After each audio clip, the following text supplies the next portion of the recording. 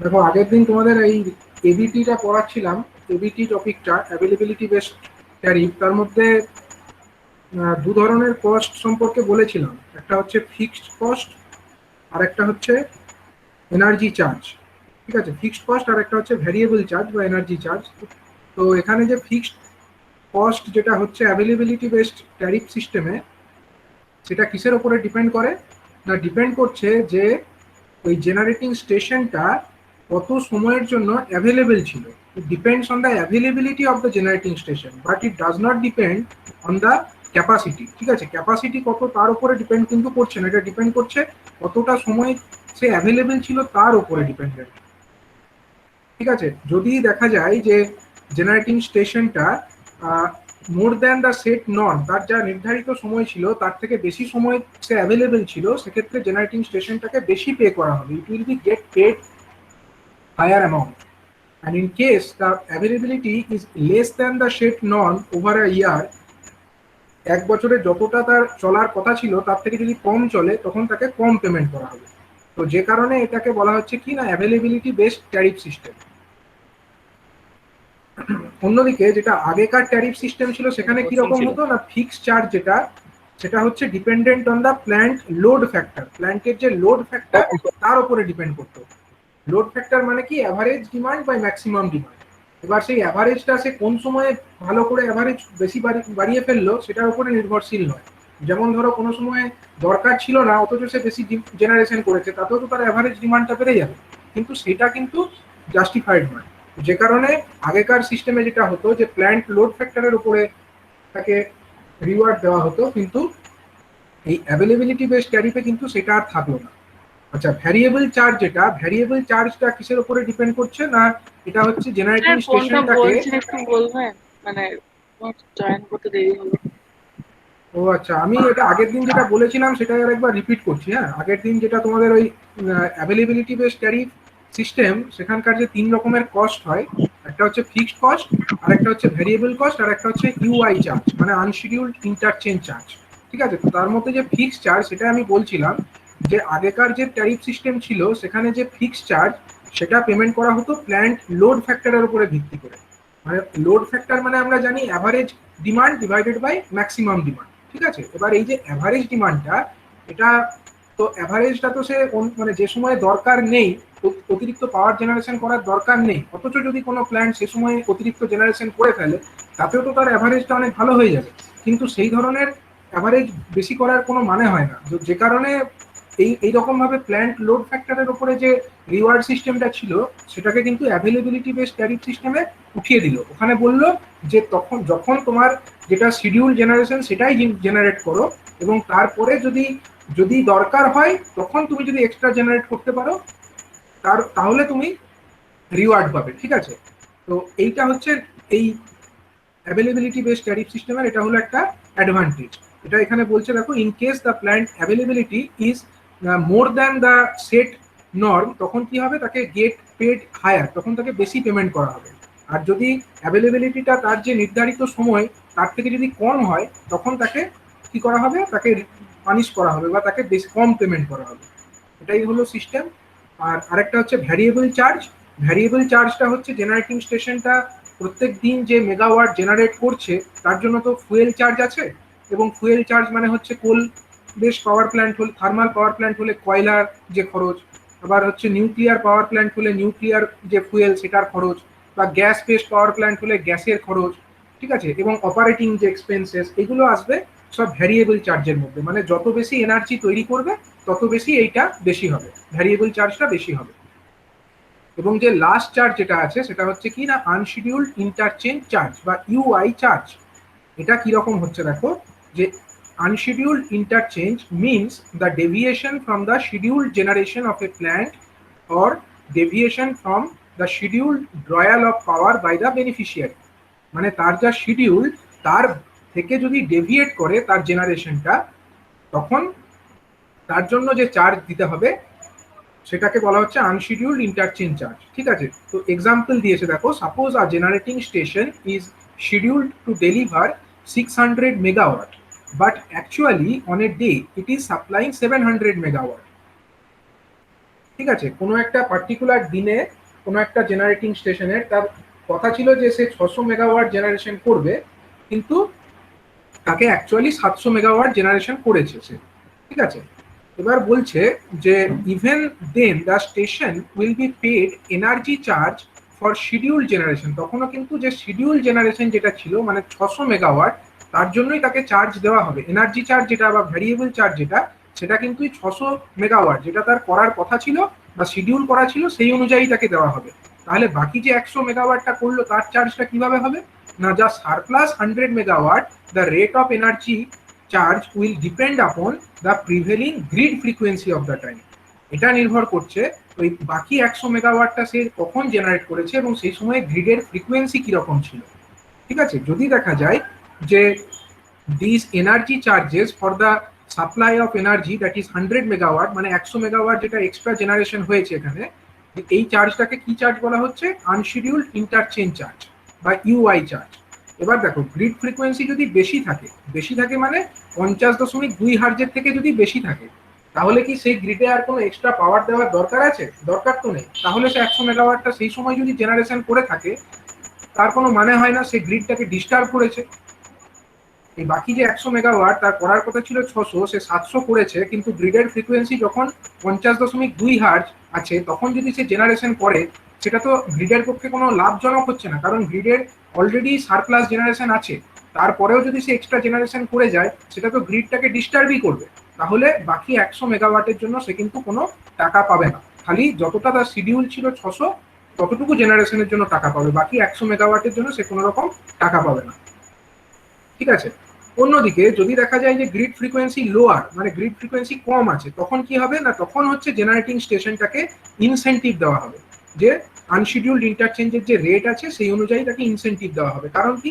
কারণ গ্রিডের ফ্রিকোয়েন্সি কম মানে কি, গ্রিডের সাপ্লাই কম, ডিমান্ড বেশি। তাহলে সেই সময় যদি সে এক্সট্রা জেনারেশন করতে পারে, সেটা গ্রিডটাকে স্টেবল রাখতে সাহায্য করছে। ঠিক আছে, তো সেই কারণে তাকে ইনসেন্টিভ দেওয়া উচিত। এবং এই ইনসেন্টিভটা কিরকম রেটে দেওয়া হবে তারও একটা চার্ট আছে। এই যে গ্রাফ দেখতে পাচ্ছ, এই গ্রাফ অনুযায়ী ইনসেন্টিভটা দেওয়া হয়।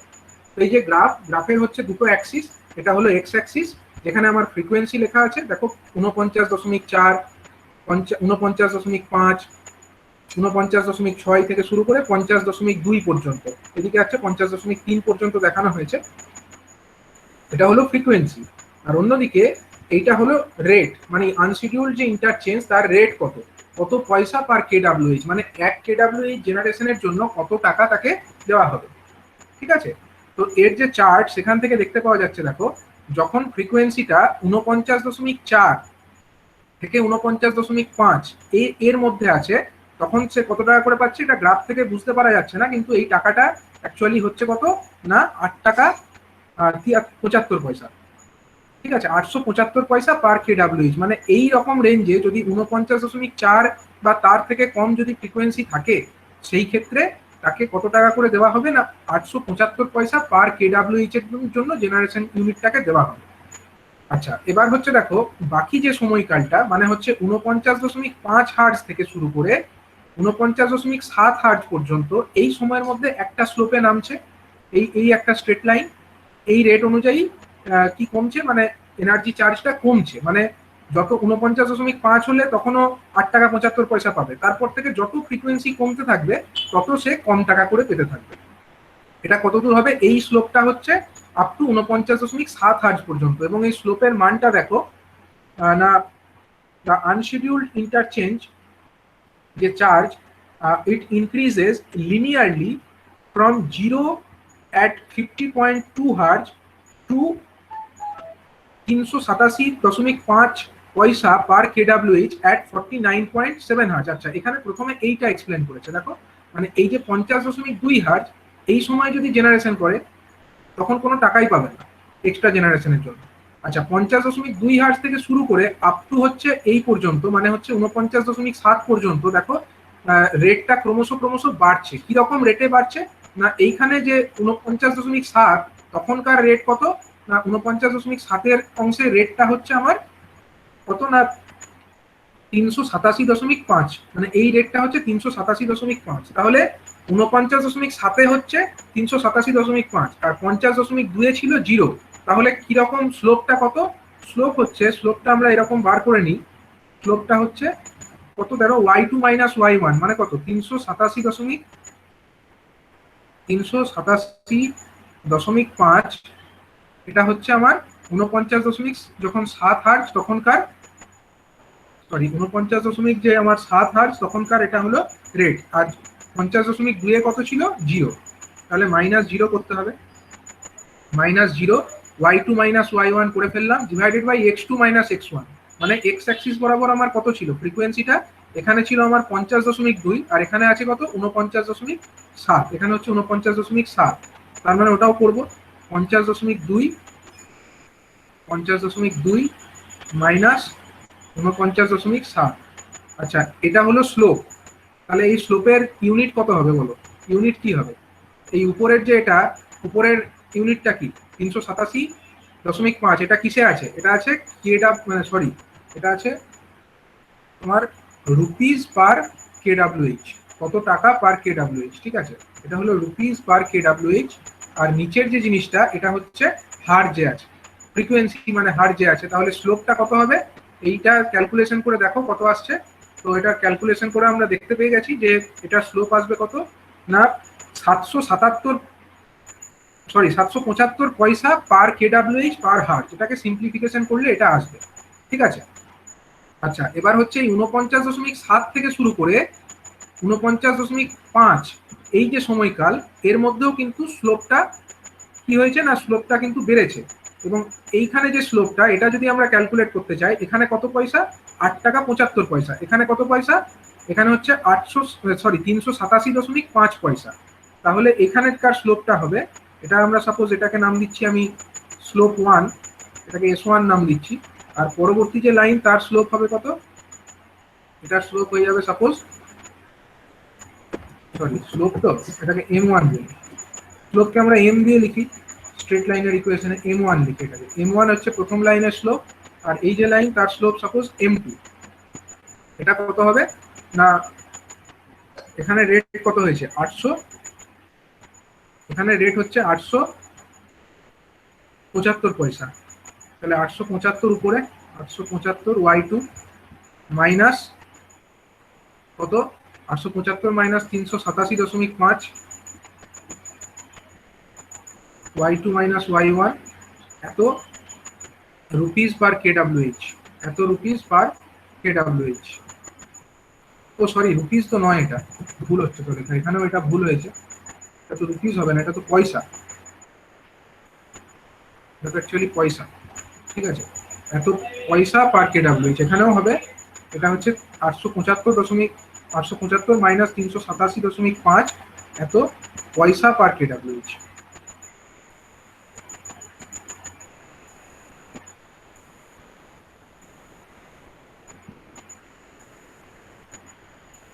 আচ্ছা, ডিভাইডেড বাই আমার ফ্রিকোয়েন্সিটা কত থেকে কোথায় চেঞ্জ হয়েছে, ফ্রিকোয়েন্সিটা দেখো 49.7 থেকে চেঞ্জ হয়ে 49.5 হয়েছে। 49.7 মাইনাস 49.5, এটা হলো দ্য চেঞ্জ ইন ফ্রিকোয়েন্সি, এত হার্জ, ঠিক আছে? 49.5 এত হার্জ। তাহলে এই যে লাইনটা, এই লাইনের স্লোপ কত হলো তাহলে, 875 মাইনাস 387.5, তাকে 0.2 দিয়ে ভাগ করলে এই স্লোপটা আসবে। এই স্লোপের মান কত আসবে না 2350 পয়সা পার কেডব্লিউএইচ পার হার্জ। মানে বুঝতে পারছো, 23 টাকা 50 পয়সা, অ্যাকচুয়ালি 23 টাকা 50 পয়সা পার কেডব্লিউএইচ পার হার্জ, এইরকম রেটে এটা ভেরি করবে।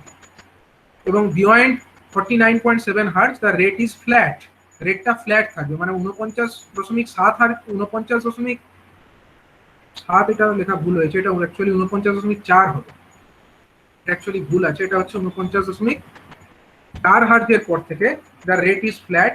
49.5 পর থেকেও বলা যেতে পারে, 49.5 পর থেকেই রেটটা হচ্ছে ফ্ল্যাট হয়ে যাচ্ছে। কত রেট না, রেটটা হয়ে যাচ্ছে আমার 8 টাকা 75 পয়সা। অ্যাকচুয়ালি এটা হবে 8 টাকা 75 পয়সা।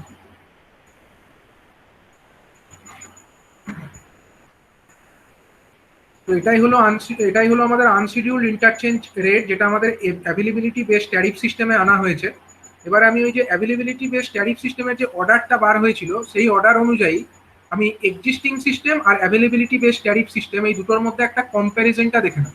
এটা হচ্ছে এই অর্ডারটা, এটা হচ্ছে অর্ডার অ্যাজ পার সেন্ট্রাল গভর্নমেন্টের যে অর্ডার বার হয়েছে ট্যারিফ সিস্টেমের জন্য, সেখান থেকে আমি এটা নিয়েছি।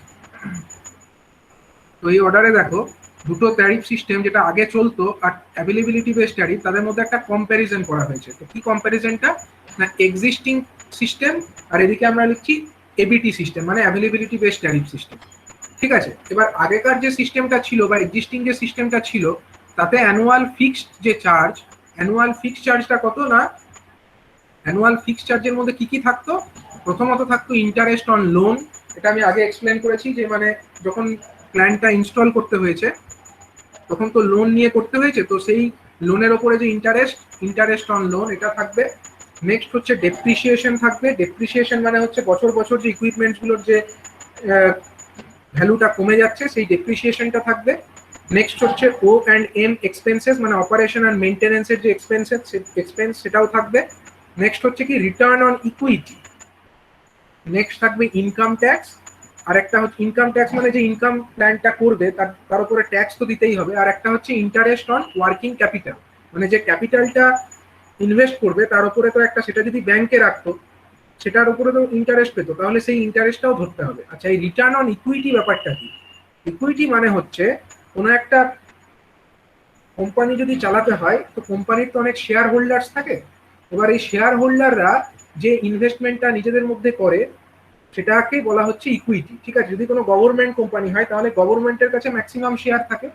ঠিক আছে, তাহলে সেই গভর্নমেন্ট যে শেয়ারগুলো হোল্ড করছে তার উপরে তো একটা ইকুইটি পাওয়া উচিত, সেই রিটার্ন অন ইকুইটি, সেটাকে বলা হচ্ছে রিটার্ন অন ইকুইটি। কিন্তু আগেকার যে এক্সিস্টিং ট্যারিফ সিস্টেম তার মধ্যে এই সমস্ত পার্টগুলো থাকতো কিসের মধ্যে না, ফিক্সড চার্জের মধ্যে এগুলো সব ধরা থাকতো। এবার দেখো এই অ্যাভেলেবিলিটি বেস ট্যারিফে কি করলো, অ্যাভেলেবিলিটি বেস ট্যারিফে বলছে যে ফিক্সড চার্জ এক্সক্লুডিং আরওই। আরওই মানে হচ্ছে এই যে রিটার্ন অন ইকুইটি, বাকিগুলো সব সেম থাকবে, মানে রিটার্ন অন ইকুইটিটা বাদ দিয়ে all other 5 items of the existing system. ঠিক আছে, মানে রিটার্ন অন ইকুইটিটাকে ফিক্সড চার্জের মধ্যে এরা ধরবে না। অ্যাভেলেবিলিটি বেস ট্যারিফের মধ্যে return on equity is not considered under the annual fixed charge. বাকি যেগুলো আছে মানে interest on loan, depreciation, O and M expenses, income tax, interest on working capital, এগুলো সব ফিক্সড চার্জের মধ্যেই ধরা থাকলো। আচ্ছা, এবারে কি হচ্ছে না, এএফসি মানে হচ্ছে অ্যানুয়াল যে fixed charge at 1 above will be recovered at 68.49% planned load factor। ঠিক আছে, মানে এই যে ফিক্সড চার্জটা পেলো তার উপরেও কখন সে এক্সট্রা টাকা পাবে, এক্সট্রা বেনিফিট কখন পাবে না, যদি এটা হয় মানে 68.49% থেকে যদি সে প্ল্যান্টের লোড ফ্যাক্টরটাকে বেশি রাখতে পারে তাহলে সে আরো এক্সট্রা টাকা পাবে। ঠিক আছে, সেই প্ল্যানটা আরো এক্সট্রা টাকা পাবে। কিন্তু এবিটি সিস্টেমে কি বললো, এবিটি সিস্টেমে বলছে যে ফিক্সড চার্জ বা fixed cost excluding the ROE, আরওইটাকে বাদ দিয়ে বাকিটা recovered at 30% availability on pro rata basis between 0% to 30% availability. ঠিক আছে, মানে এই যে ফিক্সড চার্জ আরওইটাকে বাদ দিয়ে বাকি যে ফিক্সড চার্জ সেটাকে 30% অ্যাভেলেবিলিটি পর্যন্ত পাওয়া যাবে অন প্রোরাটা বেসিস, মানে 0 থেকেও শুরু করে আপ টু 30% পর্যন্ত সে যত বাড়বে তত সে বেশি ফিক্সড চার্জটা পাবে। ঠিক আছে, এন্ড আরওই বিয়ন্ড মানে ROE recovered on pro rata availability between 30% to 70%, মানে যদি প্ল্যান্টের অ্যাভেলেবিলিটিটা 30% থেকে কম হয় তাহলে সে ফিক্সড চার্জ হিসাবে বাকি 5টা পাবে, রিটার্ন অন ইকুইটিতে কিছুই পাবে না। ঠিক আছে, কিন্তু যদি সে প্ল্যান্টের অ্যাভেলেবিলিটিটা 30 থেকে 70% মধ্যে থাকে তখন সে ফিক্সড কস্ট হিসাবে এই interest, depreciation, O and M expense, income tax, working ক্যাপিটালের উপর ইন্টারেস্ট, এগুলো সবই পাবে। তার সাথে সাথে রিটার্ন অন ইকুইটিও পেতে থাকবে, কিন্তু সেই রেটটা ভ্যারি করবে, মানে যত তার অ্যাভেলেবিলিটি বাড়বে তত সে বেশি পরিমাণে রিটার্ন অন ইকুইটিটা পাবে। বোঝা গেল? এই হচ্ছে ব্যাপার। এবার হচ্ছে কি above 68.49% PLF incentive at the rate 1 পয়সা per kWh for each 1% increase in PLF, মানে আগেকার সিস্টেমে যে ইনসেন্টিভটা দেওয়া হতো সেটা কিসের উপরে দিত না, যদি প্ল্যান্ট লোডের ফ্যাক্টরটা 68.49% থেকে বেশি হতো, সেক্ষেত্রে প্রত্যেক 1% করে তার প্ল্যান্ট লোড ফ্যাক্টর বাড়লে 1 পয়সা পার কেডব্লিউএইচ করে ইনসেন্টিভ পাওয়া যেত। এবার এখানে কি করলো, অ্যাভেলেবিলিটি বেস ট্যারিফ সিস্টেমটাই দেখো, incentive beyond target availability of 70% is proposed as follows, মানে 70%-এর থেকে যদি কম টার্গেট সে ফুলফিল করে তাকে কোনো ইনসেন্টিভ দেবে না। এবার 70%-এর ওপরে যখন সে পাবে তখন কি রকম রেট অনুযায়ী দেবে দেখো, যদি 70% থেকে 85% এই রেঞ্জের মধ্যে থাকে তখন হচ্ছে 0.4% on equity for each 1% increase on availability beyond 70%, মানে 70% থেকে বেশি যদি তার অ্যাভেলেবিলিটিটা হয় তখন প্রত্যেক 1% করে অ্যাভেলেবিলিটি বাড়বে আর 0.4% করে ইকুইটির উপরে রিটার্নটা বাড়তে থাকবে। মানে এই যে ইকুইটির উপরে রিটার্ন বা রিটার্ন অন ইকুইটি, যেটা এখানে ফিক্সড এর মধ্যে ধরেনি, সেটা কিন্তু 0.4% করে করে বাড়তে থাকবে যদি 70 থেকে 85%-এর মধ্যে থাকে।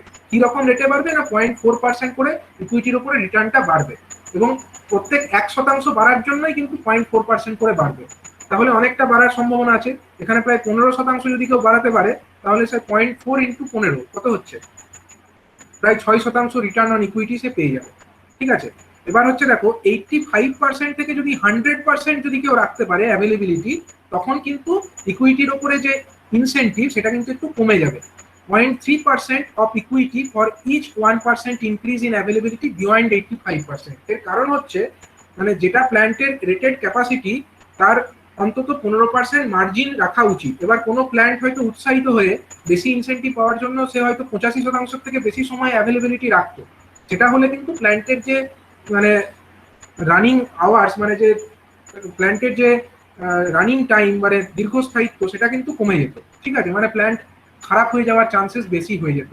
সেটা যাতে না হয় তার জন্য 85%-এর উপরে চলে গেলে তখন রিটার্ন অন ইকুইটিটাকে কমিয়ে দেওয়া হলো, 0.3% করে দেওয়া হলো পার 1% ইনক্রিজ। ঠিক আছে, নেক্সট হচ্ছে sharing of the fixed cost is based on actual energy drawal, variable cost is again based on actual energy drawals, মানে অ্যাকচুয়ালি কতটা এনার্জি ওই প্ল্যান্ট প্রোভাইড করতে পারছে তার উপরেই ফিক্সড কস্ট এবং তার উপরেই হচ্ছে ভ্যারিয়েবল কস্ট। অন্যদিকে এখানে দেখো অ্যাভেলেবিলিটি বেসড ট্যারিফে sharing of the fixed cost is based on allocated capacity, fixed কস্টটা ডিপেন্ড করছে, ফিক্সড কস্ট যেটা আছে সেটা অনেকটাই ডিপেন্ড করছে অ্যালোকেট ক্যাপাসিটি, মানে তাকে কতটা তার অ্যালোকেট করা হয়েছে, মানে শিডিউল যে ক্যাপাসিটি সেটার উপরে ডিপেন্ড করছে। আর variable cost is based on scheduled energy, schedule যে এনার্জি কতটা তাকে শিডিউল করা হয়েছে তার উপরে বেস করে ভ্যারিয়েবল কস্টটা তাকে পে করা হচ্ছে। যদি শিডিউলের থেকে বেশি করে তখন সে বেশি পাবে, যদি কম করে তখন কম পাবে। ঠিক আছে, কম রেটে পাবে। And no additional charge for deviation from the schedule. এই আগের সিস্টেমে কি হতো, যদি তার যে শিডিউল তো আগেও বানানো হতো কিন্তু শিডিউল অনুযায়ী যদি সে না করতে পারতো তার জন্য তার উপরে কোনো অ্যাডিশনাল চার্জ কিছু দেওয়া হতো না, কম করলে কোনো পানিশমেন্টের ব্যাপার ছিল না, বেশি করলেও কোনো পুরস্কারের ব্যাপার ছিল না। কিন্তু এখানে কি বলছে না, additional charges payable for deviations from the schedule varying with frequency at the time of deviation, মানে গ্রিডের কি ফ্রিকোয়েন্সি আছে তার উপরে নির্ভর করছে যে যখন সে অ্যাডিশনাল জেনারেশন করছে তার শিডিউলের বাইরে গিয়ে, মানে জেনারেশনটা তার শিডিউল থেকে ভ্যারি করছে, তখন গ্রিডের ফ্রিকোয়েন্সি কি আছে তার উপরে ভিত্তি করে তাকে অ্যাডিশনাল চার্জ পে করা হবে অথবা তার উপরে মানে পেনাল্টি ইম্পোজ করা হবে। এটা হচ্ছে অ্যাভেলেবিলিটি বেসড ট্যারিফ সিস্টেম। তো এটা হচ্ছে কম্প্যারিজন, এটা অনেক সময় এক্সামে দেয় যে compare between the existing tariff system and the ABT based tariff system. ঠিক আছে, অ্যাভেলেবিলিটি বেসড ট্যারিফ সিস্টেম। অথবা অনেক সময় এরকমও কোশ্চেন আসে যে describe the availability based tariff system. ঠিক আছে, and why it was introduce, কেন এটাকে আনা হয়েছিল এবং অ্যাভেলেবিলিটি বেসড ট্যারিফ সিস্টেমটা এক্সপ্লেন করো, তখন তোমাদেরকে এই পয়েন্টগুলো ডিটেইলে এক্সপ্লেন করতে হবে।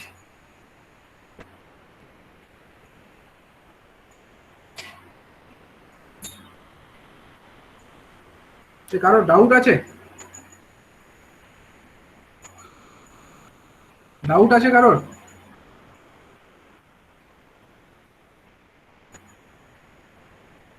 ফ্রিকোয়েন্সি লেভেল ওয়াটটা যদি উপরে চলে যায় তাহলে তাকে যে ওই 100 ওয়াটের জন্য 100 মেগাওয়াটের জন্য যে টাকাটা সেটা পে করা হয় না, সেক্ষেত্রে তাকে পেনাল্টি দেওয়া হবে না সেই পাওয়ার প্ল্যান্টকে। কারণ সেটা পেনাল্টির গ্রিড কি আছে? ফ্রিকোয়েন্সি।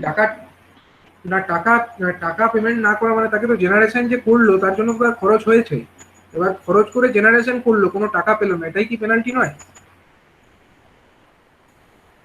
100 মেগাওয়াট সে জেনারেশন করলো কিন্তু কোনো টাকাই পেলো না সেটার জন্য, এটাই তো পেনাল্টি। ঠিক আছে, হ্যাঁ স্যার। তো এটা হয়ে গেল এবিটি বেসড এবিটি ট্যারিফ। ঠিক আছে, তো এটা ইউনিট 3 পার্ট ছিল।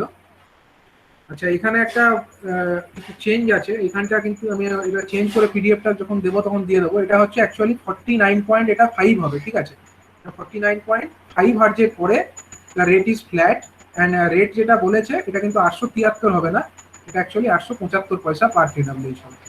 এখানে এটাও হবে 875 পয়সা।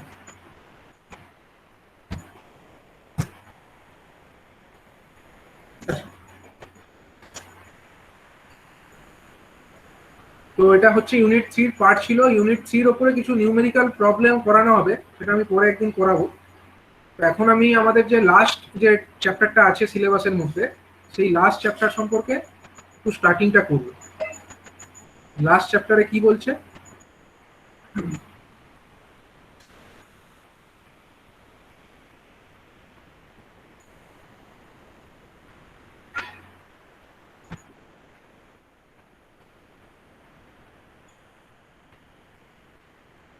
লাস্ট চ্যাপ্টারের মধ্যে দেখো কি কি টপিক আছে না, procedure of energy audit, energy audit কিভাবে করা হয়।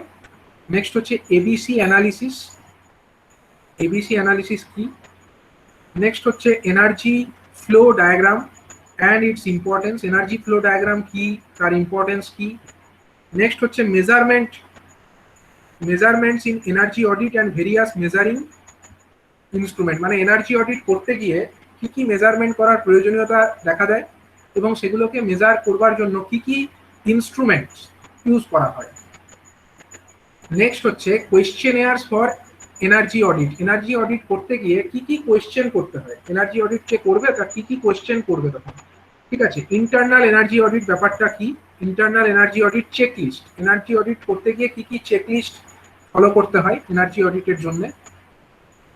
নেক্সট হচ্ছে equipments used for energy conservation, energy কনজারভেশনের জন্য কোথায় কি ধরনের ইকুইপমেন্টস ব্যবহার করা হয়। তো এইগুলো তোমরা দেখেছো অলরেডি। এনার্জি কনজারভেশন মানে আমরা যে তৃতীয় চ্যাপ্টারটা পড়েছিলাম, সেকেন্ড চ্যাপ্টার, সেই চ্যাপ্টারের নামই ছিল এনার্জি কনজারভেশন। তো এনার্জি কনজারভেশন মানে সেখানে বিভিন্ন ধরনের যে ইউটিলাইজেশন মেথডস গুলো ছিল, লাইক আমাদের যেটা হিটিং অ্যাপ্লিকেশনস, যেমন তার মধ্যে ছিল ফার্নেস, নেক্সট ছিল ওভেন, এগুলো হচ্ছে হিটিং অ্যাপ্লিকেশনস, বয়লার। ঠিক আছে, সেখানে আমরা কি কি ইকুইপমেন্টস ইউজ করতাম ফর এনার্জি কনজারভেশন। আর নেক্সট হচ্ছে আমাদের যে লাইটিং এনার্জি, সেখানেও আমরা এনার্জি কনজারভেশনের জন্য কিছু কিছু ইকুইপমেন্টস ইউজ করতাম।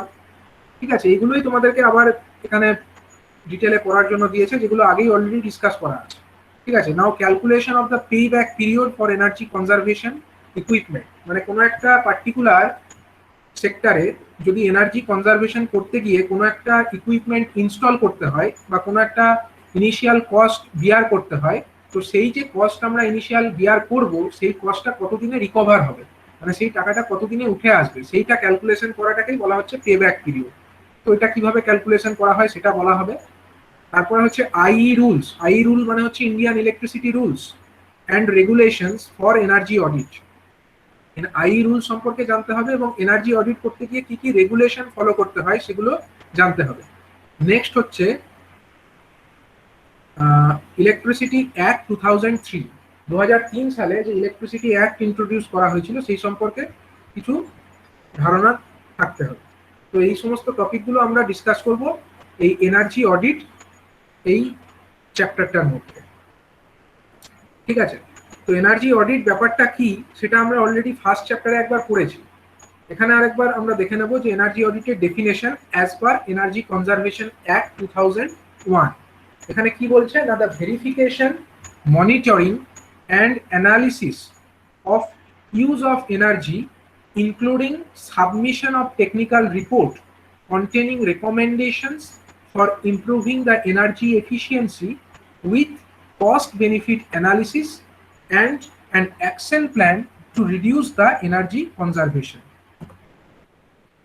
এখানে কি বলতে চাইছে, এনার্জি অডিটের যে ডেফিনেশনটা এখানে বললো, এনার্জি অডিটের এই যে ডেফিনেশন সেখান থেকে বলছে যে কোনো একটা পার্টিকুলার সেক্টর বা কোনো একটা পার্টিকুলার ইন্ডাস্ট্রিতে ভেরিফাই করতে হবে, প্রপারলি মনিটর করতে হবে এবং অ্যানালিসিস করতে হবে যে এনার্জি কোথায় কত কনজাম্পশন হচ্ছে। সেইটা অ্যানালিসিস করবার পরে একটা রিপোর্ট রেডি করতে হবে যেখানে বলা থাকবে যে এনার্জি কনজাম্পশন কম করার জন্যে অথবা এনার্জি এফিসিয়েন্সিকে বাড়ানোর জন্যে কি কি ব্যবস্থা গ্রহণ করা যেতে পারে।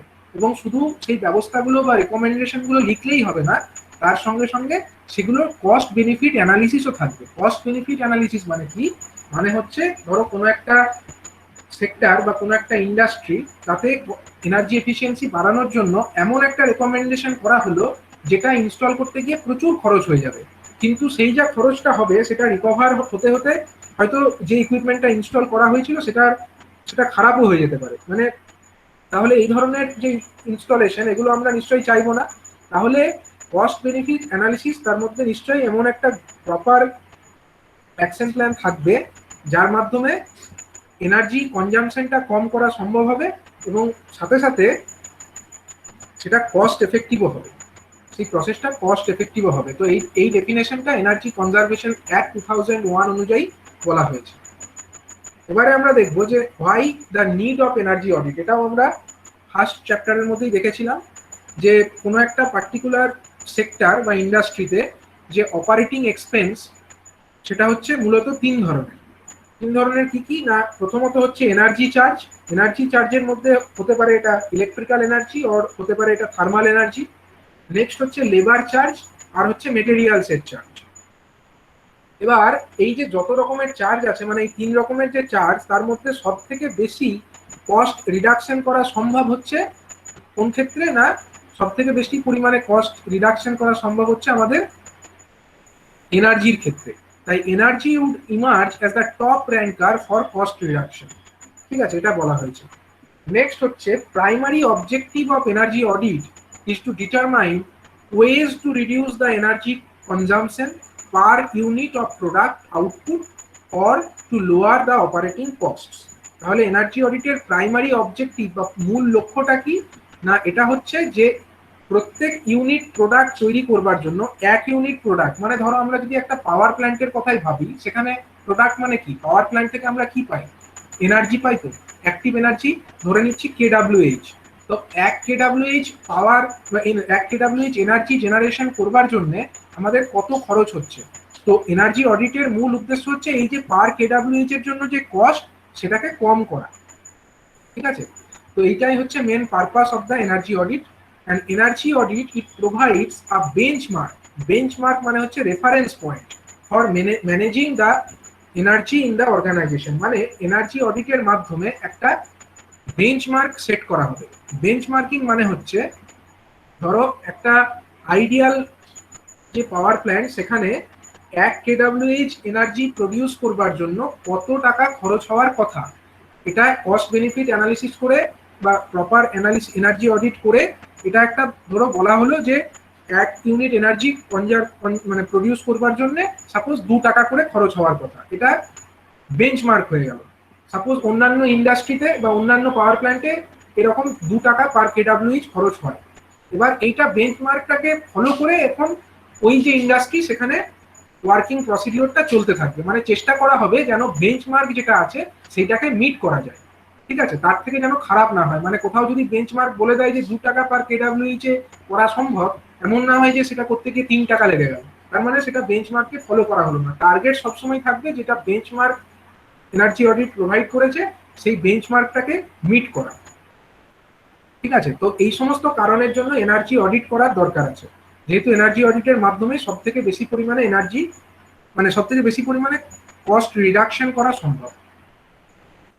আর এই যে টাইপস অফ এনার্জি অডিট মূলত 3 ধরনের হয়। একটা হচ্ছে প্রিলিমিনারি এনার্জি অডিট, মানে সেখানে হচ্ছে উপরে মানে খুব ডিটেলসে যাবে না, প্রিলিমিনারি একটা এনার্জি অডিট হবে। ঠিক আছে। নেক্সট হচ্ছে টার্গেটেড এনার্জি অডিট। টার্গেটেড মানে হচ্ছে একটা ধরো কোনো ইন্ডাস্ট্রির মধ্যে সমস্ত জায়গাতে নয়, মানে ইন্ডাস্ট্রির মধ্যে সমস্ত সেক্টরগুলোতে এনার্জি অডিট করা হবে না, কোনো একটা পার্টিকুলার ডিপার্টমেন্টে বা পার্টিকুলার কোনো ডিভিশনে হয়তো এনার্জি অডিট করা হলো, তো এই ধরনের এনার্জি অডিটকে বলা হচ্ছে টার্গেটেড এনার্জি অডিট।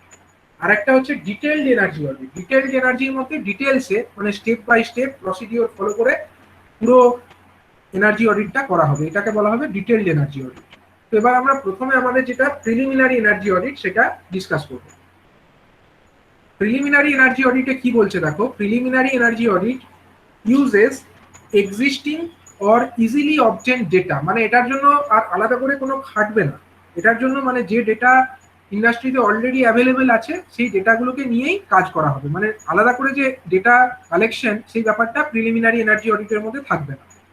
নেক্সট কি করবে না, find out the energy consumption area in the organisation, মানে যে ডেটাগুলো ধরো প্রত্যেক একটা প্ল্যান্ট হলো, সেই প্ল্যান্টের মধ্যে তো অনেকগুলো ইউনিট থাকবে, সেই প্ল্যান্টের মধ্যে প্রত্যেকটা ইউনিটের কাছ থেকে সাপোজ তাদের এনার্জি কনজাম্পশনের ডেটাটা নিয়ে নেওয়া হবে, তার জন্য আলাদা করে কোনো মেজারিং ডিভাইস করা হলো না, তাদের কাছ থেকে যে ডেটা অ্যাভেলেবেল ছিল সেই অ্যাভেলেবেল ডেটাটাকেই নিয়ে অ্যানালিসিস করলো যে কোথায় সব থেকে বেশি এনার্জি কনজাম্পশন হচ্ছে, কোনো একটা পার্টিকুলার প্ল্যান্ট তার মধ্যে কোন ইউনিটটাই সব থেকে বেশি এনার্জি কনজাম্পশন হচ্ছে।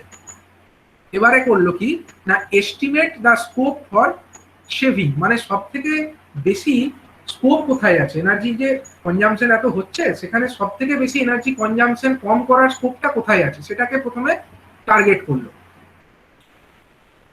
তারপরে identify the most likely areas of attention, সব থেকে বেশি যেটা নজর দিতে হবে সেই এরিয়াগুলোকে আইডেন্টিফাই করে ফেললো।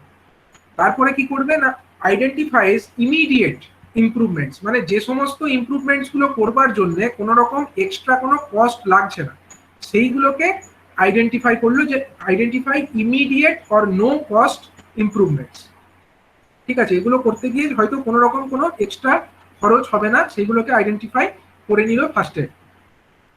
তারপরে কি করবে, তারপরে হচ্ছে সেটস ওয়ান রেফারেন্স পয়েন্ট, তারপরে একটা রেফারেন্স পয়েন্ট সেট করবে যে এই সমস্ত যে জায়গা এখানে এতটা ম্যাক্সিমাম এনার্জি কনজাম্পশন হতে পারে, এটা একটা রেফারেন্স তারা প্রোভাইড করবে। এর থেকে যদি বেশি হয় তার মানে তোমাদের প্রপারলি এনার্জি কনজাম্পশন হচ্ছে না, এনার্জি কনজাম্পশন বেশি হচ্ছে, so you should be careful.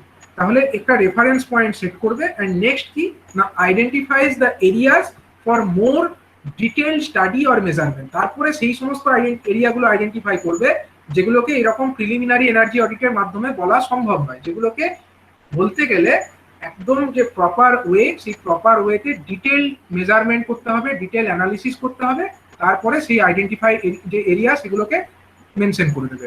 তাহলে প্রিলিমিনারি এনার্জি অডিটের মধ্যে এই কাজগুলোই হবে, মানে কোনো এক্সট্রা মেজারমেন্টের দিকে যাওয়া হবে না, যা ডেটা অ্যাভেলেবল আছে সেই ডেটা অ্যানালিসিস করেই বলা হবে যে কোথায় সব থেকে বেশি এনার্জি কনজাম্পশন হচ্ছে, কোথায় সব থেকে বেশি এনার্জি কনজারভেশন করা সম্ভব, এবং যে সমস্ত ইমপ্রুভমেন্টগুলো কোনো রকম কোনো কস্ট ছাড়াই, এক্সট্রা কস্ট ছাড়াই বা খুব কম খরচের মাধ্যমেই ইনস্টল করা সম্ভব সেইগুলোকে ফার্স্টে এরা সাজেস্ট করবে, তারপরে একটা রেফারেন্স পয়েন্ট প্রোভাইড করবে যে এই ভ্যালুর মধ্যে এনার্জি কনজাম্পশনটা থাকা উচিত, এবং তারপরে যে সমস্ত এরিয়াগুলোতে আরো ডিটেল স্টাডির দরকার আছে সেগুলোকেও তারা আইডেন্টিফাই করে দেবে।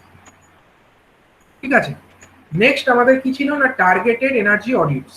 টার্গেটেড এর মধ্যে কি হচ্ছে দেখো, targeted energy audits are mostly based upon the outcome of the preliminary energy audit results, মানে প্রিলিমিনারি এনার্জি অডিট করতে গিয়ে যে রেজাল্ট পেলো তার বেসিসেই কিন্তু টার্গেটেড এনার্জি অডিটটা করা হয়।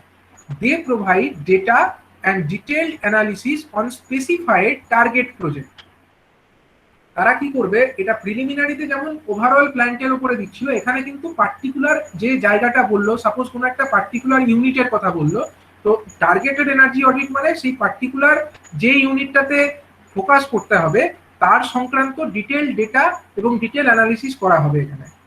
As an example, an organisation may target its lighting system or boiler system or compressed air system with a view to bring about energy savings. ধরো কোনো একটা প্ল্যান্ট আছে, সাপোজ একটা পাওয়ার প্ল্যান্টই আছে, তো পাওয়ার প্ল্যান্টের মধ্যে লাইটিংও তো হয়, লাইট ছাড়া তো চলে না, তাহলে সেখানে লাইটিং সিস্টেমও আছে, বয়লার সিস্টেমও আছে, আবার কম্প্রেসড এয়ার পাঠানোর সিস্টেমও থাকবে। তাহলে এই যে সমস্ত বিভিন্ন রকমের যে আমাদের সিস্টেমগুলো থাকছে, তার মধ্যে টার্গেটেড এনার্জি অডিট মানে কোনো একটা পার্টিকুলার সিস্টেমকে টার্গেট করা হলো। সাপোজ লাইটিং সিস্টেমটাকে যদি টার্গেট করা হয়, তাহলে লাইটিং নিয়েই ডিটেল টার্গেট অ্যানালিসিস করা হবে। অথবা যদি বয়লারটাকে টার্গেট করতে হয়, তাহলে বয়লার সংক্রান্ত ডিটেল ডেটা অ্যানালিসিস করা হবে। ঠিক আছে, তো এবং সেখানে কি কি এনার্জি সেভিং এর স্কোপ আছে সেগুলোকে অ্যানালিসিস করা হবে।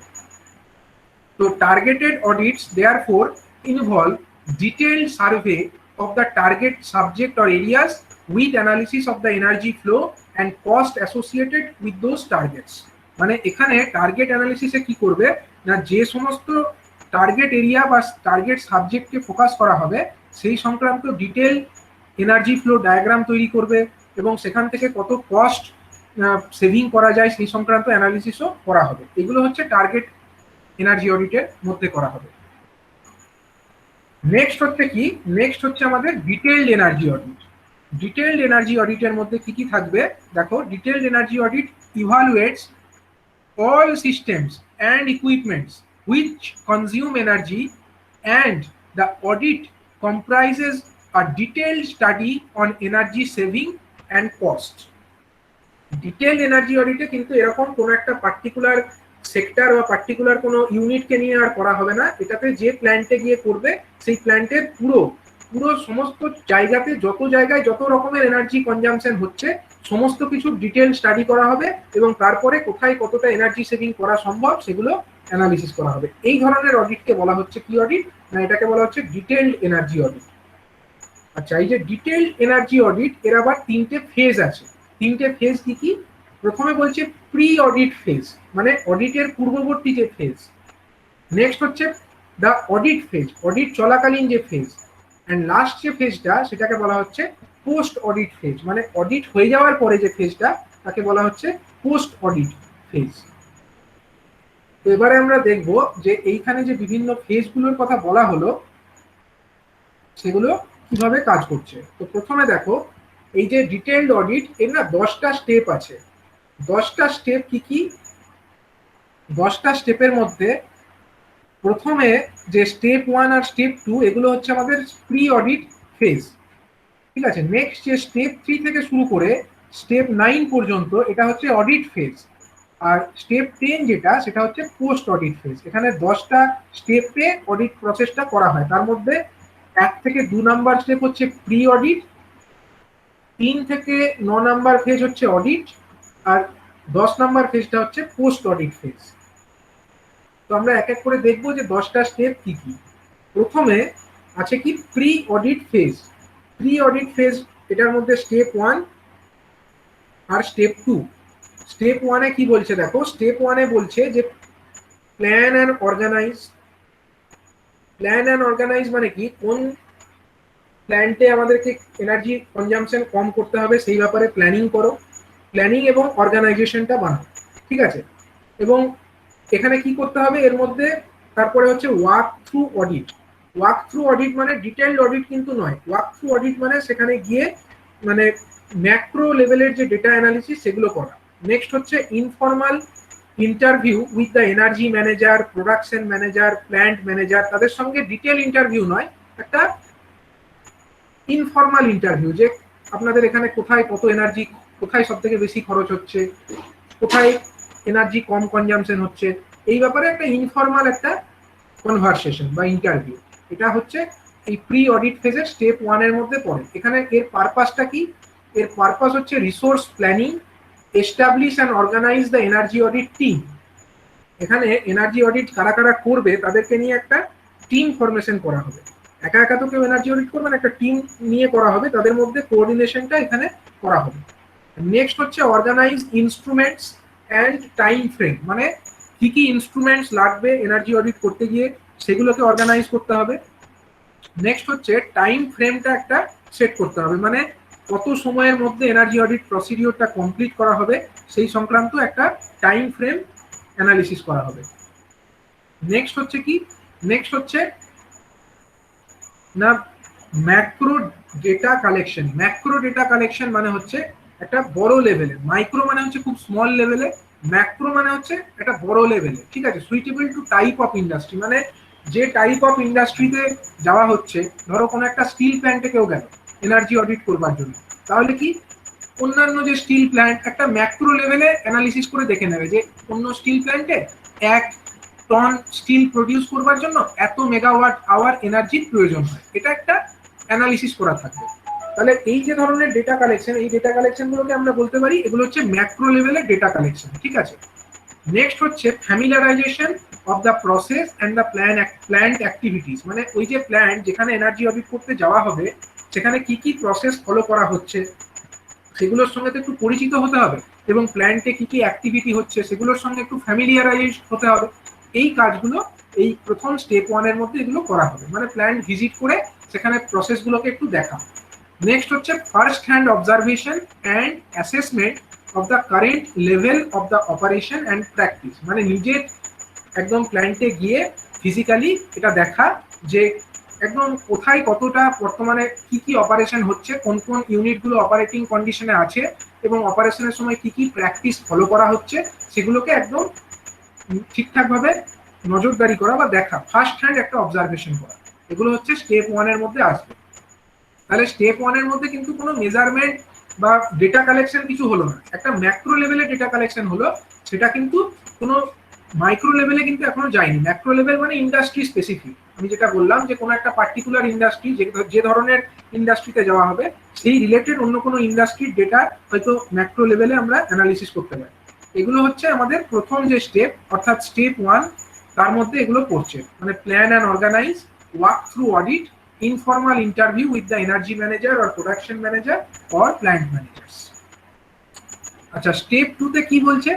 স্টেপ 2-তে হচ্ছে যে conduct a brief meeting or awareness programme with all divisional heads and persons concern for 2-3 hours, ঠিক আছে। জেনারেলি মানে এখানে কি হচ্ছে না, আগেরটাতে তো খালি ইনফর্মাল যে পরিচিত হওয়া, এখানে এই প্রোডাকশন ম্যানেজার এদের সঙ্গে পরিচিত হওয়া, কিন্তু এখানে কি করবে, একটা প্ল্যান্টের মধ্যে যতগুলো ডিভিশন আছে তাদের যে হেড আছে, এইচওডি যারা আছে তাদের সঙ্গে একটা মিটিং হবে, এবং মিটিং এর মাধ্যমে তাদের মধ্যে একটা অ্যাওয়ারনেস তৈরি করা হবে যে এনার্জি কনজামশন কত হচ্ছে, কত হওয়া উচিত, এবং এনার্জি কনজামশন যত কম হবে তত সেই প্ল্যান্ট বা ইন্ডাস্ট্রির পক্ষে বেটার। এই ধরনের একটা অ্যাওয়ারনেস তাদের মধ্যে ক্রিয়েট করা হবে, এটা হচ্ছে স্টেপ 2-এর মধ্যে।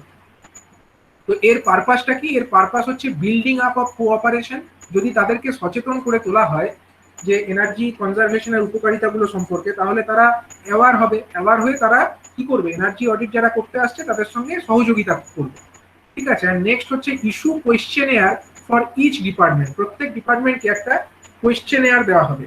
কোয়েশ্চেনেয়ারে কি কি কোয়েশ্চেন থাকে সেগুলো আমি পরে বলছি।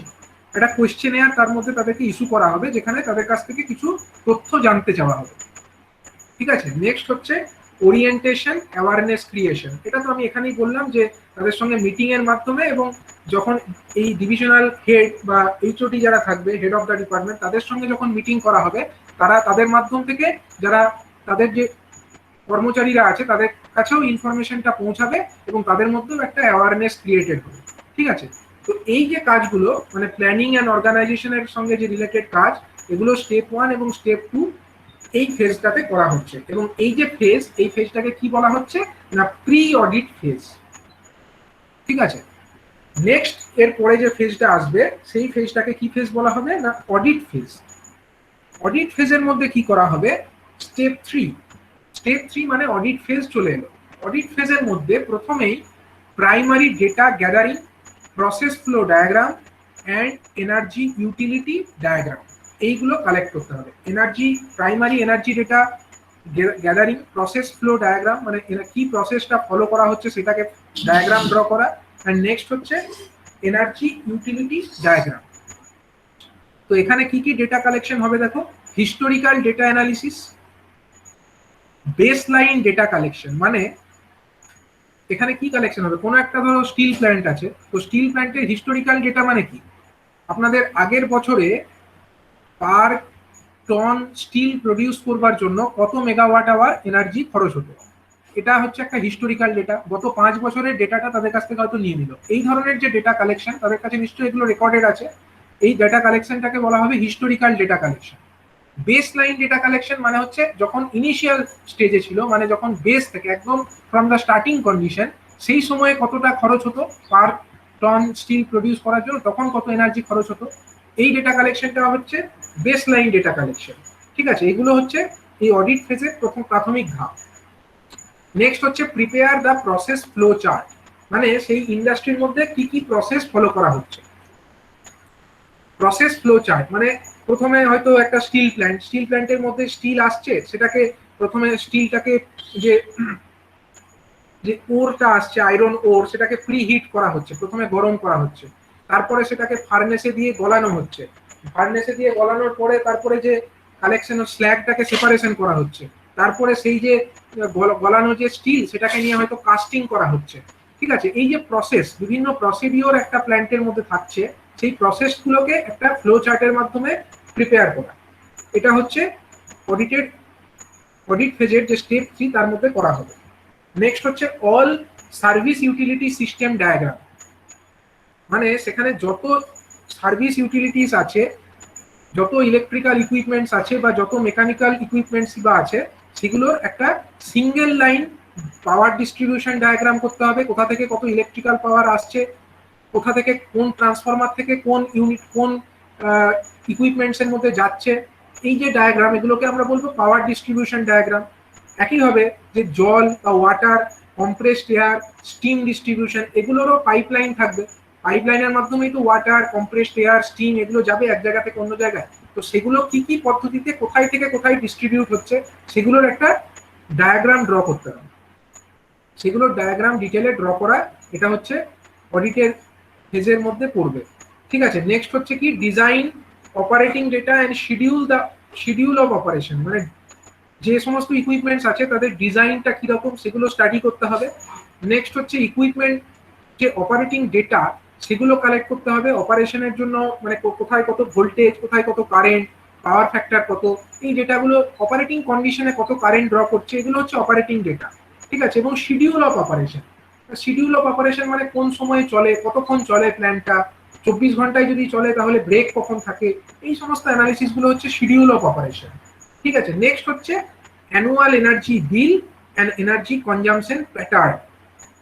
ঠিক আছে, অ্যানুয়াল কত এনার্জি বিল হচ্ছে সেটাকে স্টাডি করতে হবে, এবং এনার্জি কনজাম্পশন প্যাটার্ন মানে কোন সময়ে কত এনার্জি কনজাম্পশন হচ্ছে সেটাকে প্যাটার্নটাকে স্টাডি করতে হবে, মানে বছরের কোনো পার্টিকুলার সময় কি এনার্জি কনজাম্পশন বেশি আছে সেটাকে স্টাডি করবে, গ্রাফিক্যাল ওয়েতে হয়তো সারা বছরের যে এনার্জি কনজাম্পশন সেটাকে এটা প্লট করলো, দিয়ে দেখলো যে বছরের কোনো পার্টিকুলার সময় কি এনার্জি কনজাম্পশন বেশি হচ্ছে, বা দিনের কোনো পার্টিকুলার সময় কি এনার্জি কনজাম্পশন বেশি হচ্ছে, এই যে ডেটা অ্যানালিসিস, এগুলোকে বলা হচ্ছে যে এনার্জি কনজাম্পশন প্যাটার্ন যেটা আছে সেটাকে অ্যানালিসিস করা।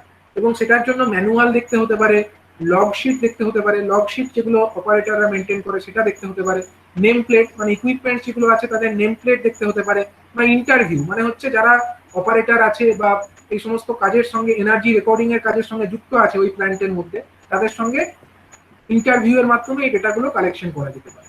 ঠিক আছে, তো এই যে কাজগুলো primary data gathering, process flow diagram, energy utility diagram, এগুলো হচ্ছে আমাদের স্টেপ 3 বা এনার্জি অডিট ফেজের মধ্যে, এটা হলো অডিট ফেজের এটা হলো প্রথম ধাপ, কিন্তু ওভারঅল এটা হচ্ছে স্টেপ 3।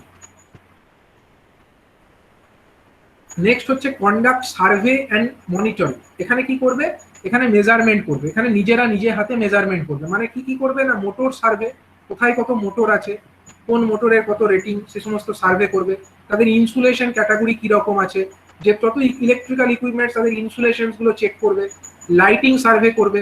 লাইটিং সার্ভে মানে কোনো পার্টিকুলার যে জায়গা, পার্টিকুলার সাইটে বা প্ল্যান্টের মধ্যে কোথায় কত লাইট আছে, মানে লাক্স মিটার যে আছে, লাক্স মিটারের সাহায্যে কি মাপা যায়, লাইটের যে ইন্টেন্সিটি সেটাকে মেজার করবে। ঠিক আছে, তো লাইটিং এর সার্ভে হবে, কোথায় অতিরিক্ত লাইট কি আছে, যত দরকার লাইটের তার থেকে বেশি লাইট হয়তো হয়ে আছে, সেগুলোকে স্টাডি কিভাবে করবে, তার জন্য তো লাক্স মিটার দরকার। এবং এই যে সার্ভে এগুলো করবে আর কি, motor survey, insulation survey, lighting survey with portable instruments for collection of more and accurate data, মানে যারা অপারেটর বা অপারেটিং পার্সোনেল যারা আছে তারা তো একটা ডেটা প্রোভাইড করছে, তার সঙ্গে আরো মোর অ্যাকিউরেট ডেটা পাওয়ার জন্য নিজেরা এই সমস্ত ইকুইপমেন্টস এর মাধ্যমে, পোর্টেবল ইকুইপমেন্টস এর মাধ্যমে এই ডেটাগুলো কালেকশন করবে। এবং তারা কি করবে, confirm and compare those operating data with the design data, মানে যে লগ শিট বা ম্যানুয়াল যেগুলো আছে, ইকুইপমেন্টস গুলো ম্যানুয়াল যেগুলো আছে, সে ম্যানুয়ালে তো একটা ডিজাইন ডেটা দেওয়াই আছে, বা যা মোটরের যে নেম প্লেট সেখানে তো একটা ডেটা মেনশন করাই আছে। তো এরা কি করবে না, এগুলোকে প্র্যাকটিক্যালি নিজেরা গিয়ে চেক করবে কিছু কিছু ইকুইপমেন্টস, এবং চেক করার মাধ্যমে ভেরিফাই করবে যে অপারেটিং যেটা সেগুলো ডিজাইন ডেটার সঙ্গে ম্যাচ করছে কিনা। ঠিক আছে, এই কাজগুলো করা হবে কোন ফেজের মধ্যে না, স্টেপ 4 অর্থাৎ কন্ডাক্ট সার্ভে অ্যান্ড মনিটরিং। তো এরপরে আরো কয়েকটা স্টেপ আছে এনার্জি অডিটের মধ্যে, সেগুলো আমরা পরে ডিটেলে ডিসকাস করব।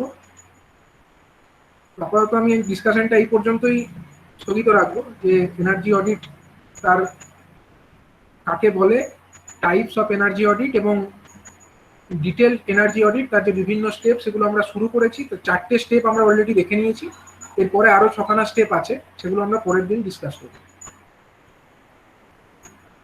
বলো, কারো কোনো কোয়ারি আছে?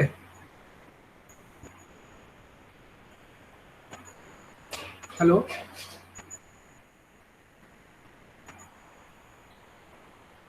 না স্যার, ঠিক আছে। ঠিক আছে।